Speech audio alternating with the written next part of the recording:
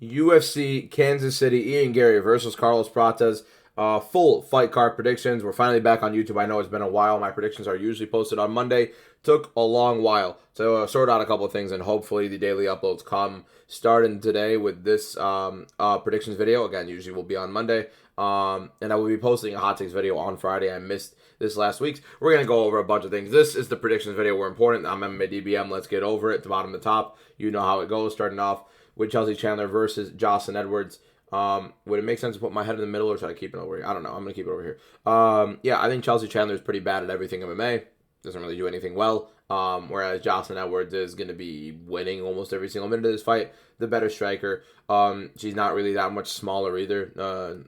If anything, basically the same size. Yeah, I'd be surprised if Edwards loses this fight. I think she's better quite literally everywhere in MMA, and no matter how this goes, maybe Chandler could try to hold her against the cage. I'd be very wildly surprised if that were to happen.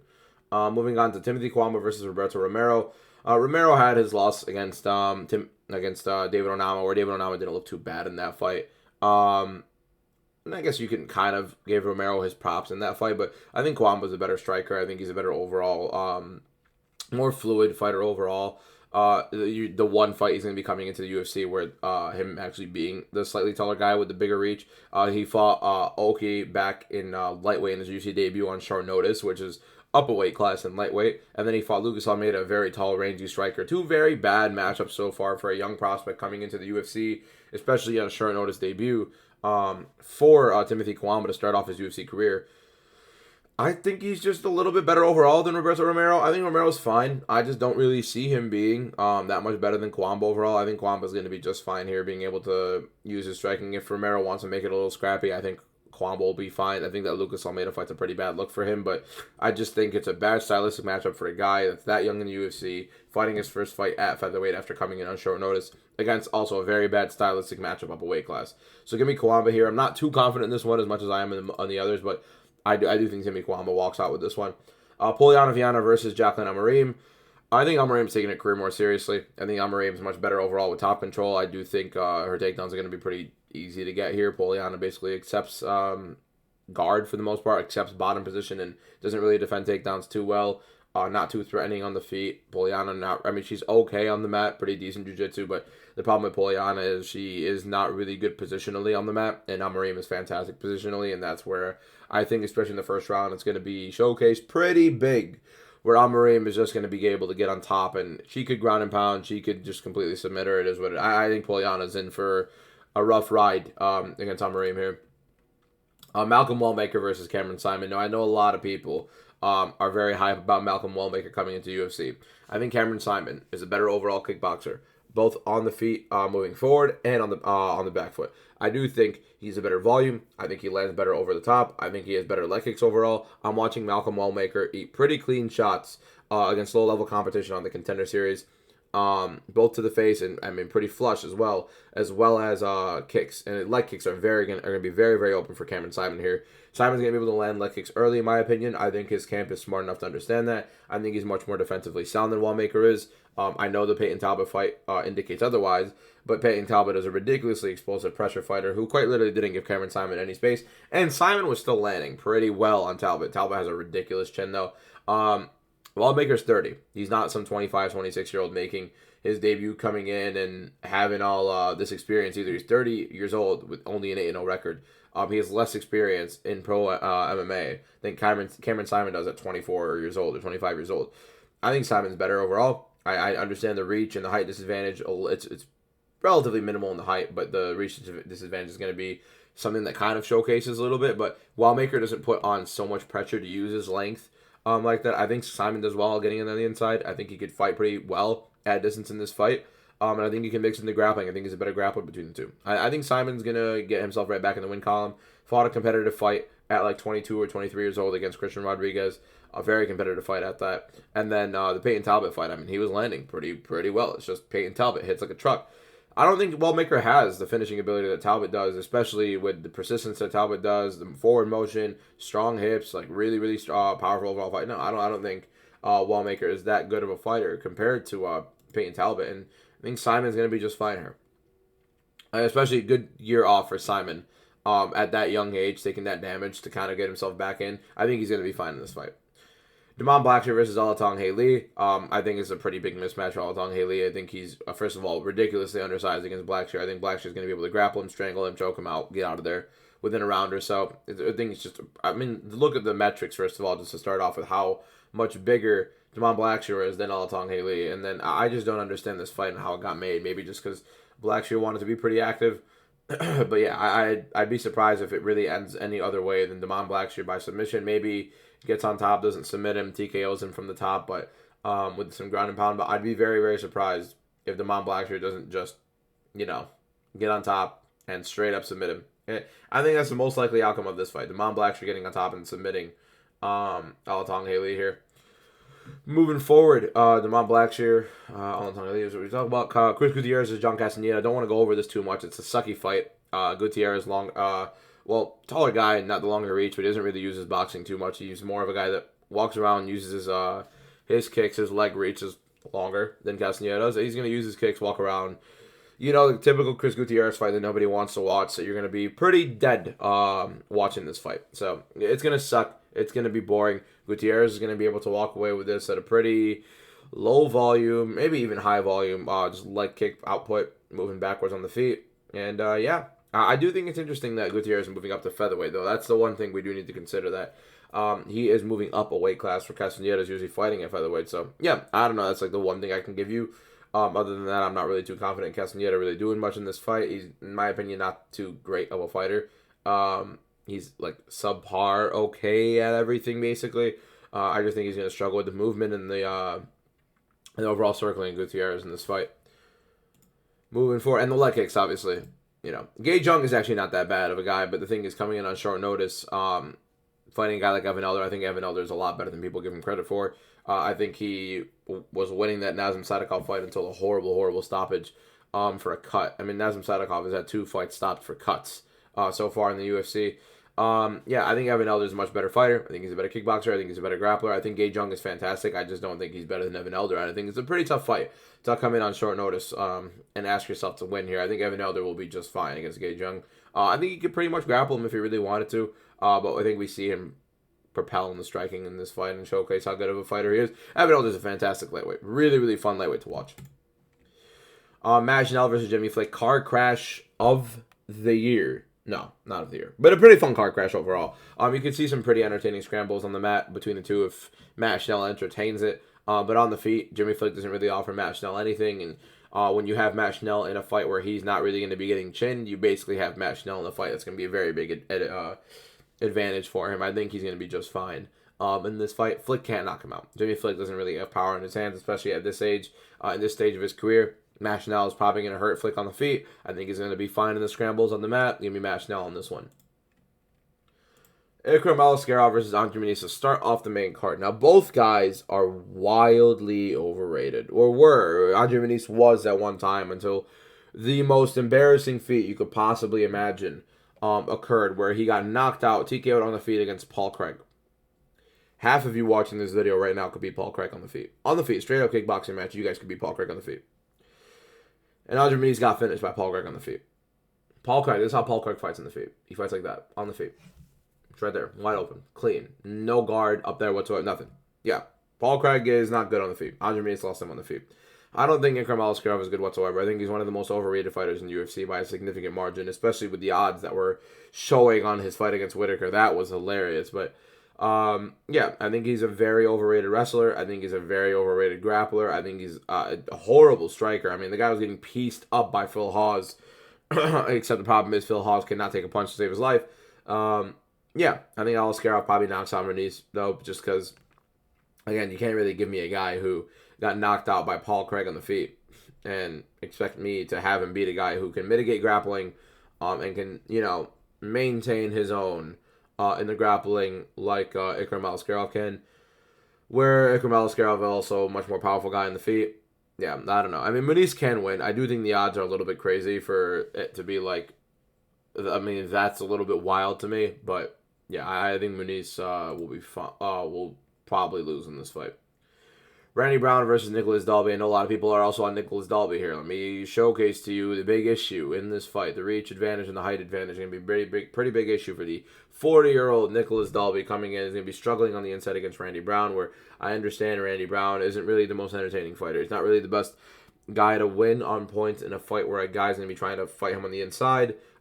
Randy Brown is good at keeping his distance and using his jab and fighting an annoying fight, thinking is Israel Adesanya against Paulo Costa. I think Randy Brown in every single fight anticipates that he's going to have an Israel Adesanya versus Paulo Costa performance, and he quite literally never puts on that performance because he's not that good of a counter striker, and that's the big issue with Randy Brown is he always just decides that he's going to fight that style fight where he's going to sit on the back foot and counterpunch and act as if he is the best kickboxing counterpuncher and counter striker in the entirety of the UFC. It's horrible to watch, especially when it's the level at which Randy Brown does it.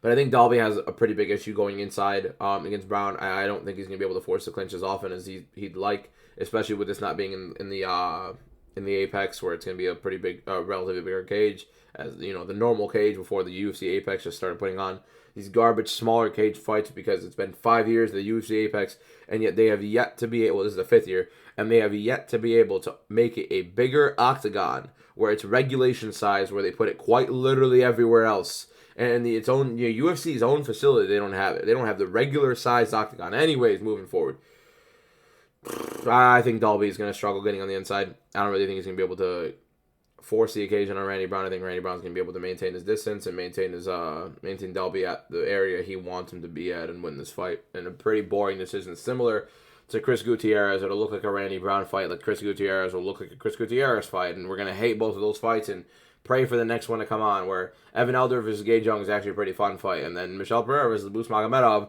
is a hysterical fight. How would you not like to watch two gassy fighters fight in the first round and explode against each other and be panting if they're both still alive by the end of the first round? It's going to be very fun to watch. I know a lot of people like making out Michel Pereira to be some insane gassy fighter, which is he is. Fluffy Hernandez is a very different fight, though. And people are just considering a boost to not be a gasser all of a sudden. They both gas very, very badly.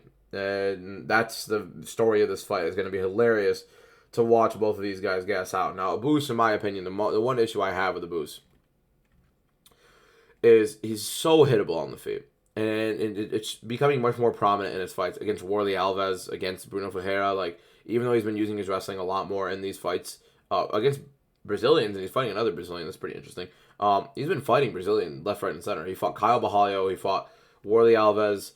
This is insane. And then Bruno Ferreira, now Michel Pereira. This is interesting. Maybe he's a Brazilian guy. You know, he's fighting all Brazilians. Why is that? Something to take note of. Anyways, Abus just way too hittable early, in my opinion. I think his chin is, for whatever reason, being left more and more open every single fight. I'm watching Warley Alves land on him pretty badly. I'm watching Bruno Ferreira land on him pretty badly. Yes, he's grappling these guys and winning these fights. I don't think he's going to be doing too much of that against Pereira. I mean, maybe he does later on in the fight. This is maybe my least confident pick on the card. I'm picking Michel Pereira to land early on Abus, to hit him early, to hurt him early. But it's such a weird fight, and I could be completely wrong on this one. But I do think Michel Pereira wins this, and I think Michel Pereira is going to be able to hurt Abus early. And they're both going to be pretty gassy, and I don't think Abus is going to be able to take him down too often when he's gassy after getting hurt in the first round. That's what I see happening. I think Michel lands on Abus early in the first round. I think Abus leaves himself way too open early on in fights. And it's just, again, against Ferreira, who's much, much smaller, and against Warley Alves, who sucks, and getting landed on like that, it's a pretty big concern. I think his entries have been pretty weak. I think they've been pretty telegraphed overall. I think it's not going to be good to enter telegraphed against Pereira either, so, yeah. Giga Chikadze versus David Onama. I think Giga Chikadze is a levels above striker to David Onama. They're both essentially the same height and reach, but I think Giga is much better at distance. He's a much better overall technical striker, keeps his distance much better overall than Onama does. I think Onama's power is being wildly overrated in this fight, to where he's now he's the favorite, a pretty significant favorite against Giga Chikadze, which in my opinion is a little crazy. I think Giga has fought the better level competition, as we've seen. I think he's fought better against better level competition, where Onama is struggling against guys like Nate Landwehr. Jonathan St. Pierce is a really, really close fight. I think it's crazy for David Onama to be in this position right now. A favorite against over Giga Chikadze, who's a better kickboxer, a better overall striker, If Onama doesn't land this knockout blow, he's going to be getting pieced up and getting outpointed basically all fight. Giga has never been knocked out in the UFC. He's been very, very solid and very durable overall. This is a good fighter. Giga's a good fighter. I don't know what we're so worried about with Giga Chikadze in this fight. Just because he's losing to Arnold Allen and losing to Calvin Kattar. He hurt Calvin Kattar pretty badly in that fight. Yes, he took a big beating, but this is prime Calvin Kattar we're talking about. You're also going into Arnold Allen. I mean, he was a very close fight against Arnold Allen. He was a top 4, top 5, top 6 featherweight in the world right now. Who, in my opinion, I mean, you could even say Giga won that fight. Round 2 was a very, very close fight. I think Giga Chikadze can keep his distance. I think he's going to be pretty fine here. I think Onama struggles to get on the inside. I don't think he's going to be able to land this giant knockout punch that everybody thinks he's going to land. I think Giga's going to be just fine here.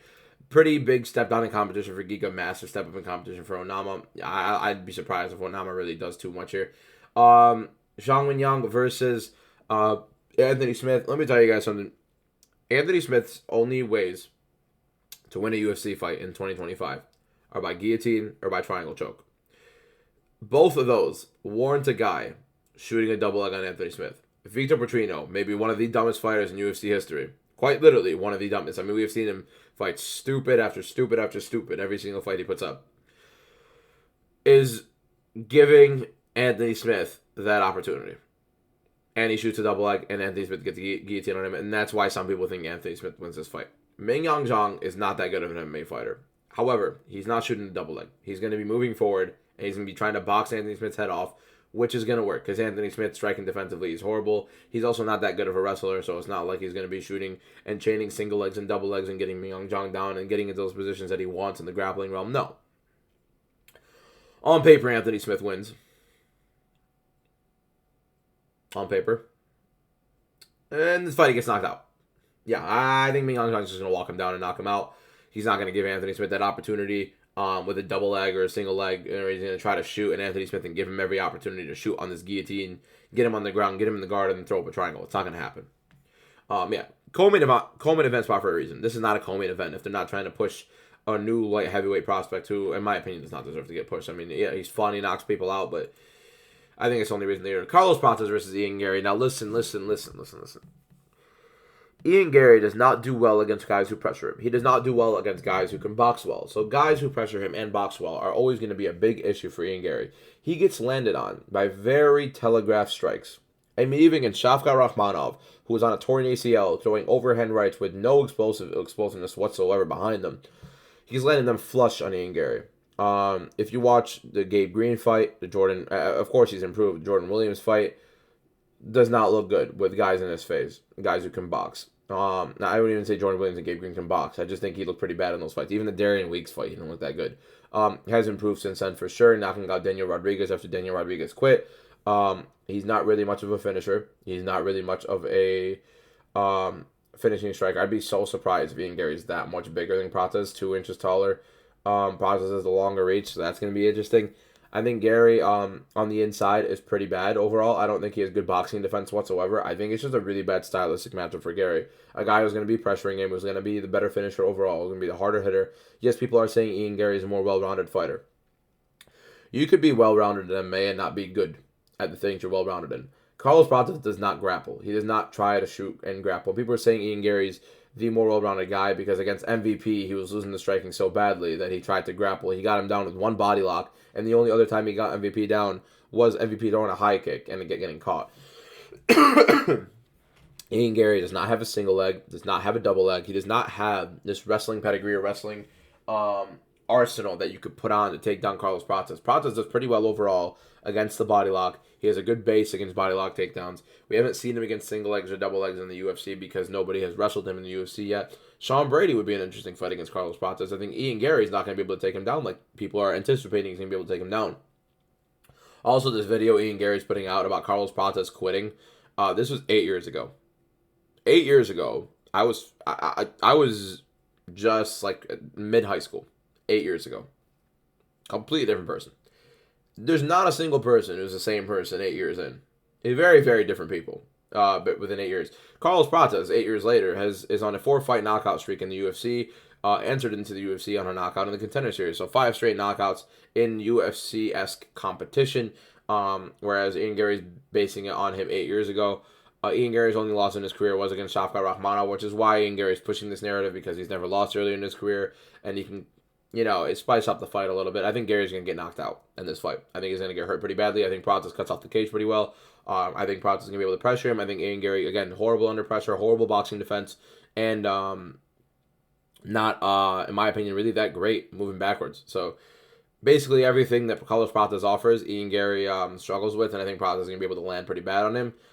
Gary as well, the issues with Pratas, maybe he doesn't really move his head too often, but his reach and his distance management pretty decent overall. Again, the takedown defense is a lot better. People are trying to make it out to be like a massive gap in his game. It's not bad takedown defense, and it's certainly not bad enough to be taken down by an Ian Gary body lock. So yeah, I have Carlos Pratas by knockout in this fight, and I'd be genuinely surprised if Ian Gary pieces him up. Also, the cardio concerns for Pratas, we're not too certain on his cardio. I saw him go 5 rounds in a kickboxing fight, but again, that's irrelevant because we don't have grappling in a kickboxing fight. You don't have the grueling pace of grappling, or if the clinch gets initiated or whatever. It'll be interesting. I just think this fight will be pretty interesting to watch. I think it's going to be one of the more entertaining and high-skill fights we've seen on the year. And yeah, I cannot wait to watch. I'm super excited for this card. I think Pratas wins by knockout, but those are my official predictions. If you guys want... By the way, actually, while we're at it, since I'm telling you guys about Carlos Pratas, if you guys look at FightSignal.com, they have Pratas win 89.75% of the time. And that's a massive, massive edge they're giving for Carlos Pratas here. This AI predictor, if you don't know, has an 85.3% efficacy rate. It hits 85.3% of the time. So it's saying that Carlos Pratas is 89.3% or 89.75% to win this fight. Is a very big indication on how this AI is going to predict this fight. It's very, very solid overall. Even in my least confident pick, you can go see with Michelle Pereira and Abus Magomedov. Actually, Fight Single does agree with me as well. So they have a bunch of breakdowns. You could see a bunch of statistics, over 500,000 plus data points offered. You could see almost everything about that, and not just data points, but they give several different breakdowns on every single fight. I think you guys would rather see it on the Carlos Pratas versus Ian Gary fight. But if you go look at all these breakdowns, look at the technical developments on Ian Gary, the technical developments on Carlos Pratas, the advantages of each fighter, their disadvantages, and their win conditions. Those are very good to help you understand how you're going to be predicting fights, not only with the fight and their AI predictor, not only with this AI predictor, but they give you more on top of that, their win conditions and stuff like that. They even give you their ELO source and stuff like that. A lot of people, some fight analyses from the Fight Signal team. You also have a lot of the expert opinions by experts. Are talking about a lot of the YouTubers and content creators that you see making consistent overall breakdowns for fights every single week. They get some of those and accumulate the expert opinion, actually. So if you go look at the consensus expert opinion as of right now, most experts actually pick Carlos Pratas to win. And obviously it's changing by the day. They're starting to update with more people posting the predictions. And then the public has Ian Gary. So that's a very interesting consideration. But it was actually a lot bigger for Ian Gary yesterday, which about, I think, what is that, about like 63%, 62% for Ian Gary at the time, and 9.2. Am I completely missing out? I'm butchering that. Plus 9.5, 62. Yeah, so 62%.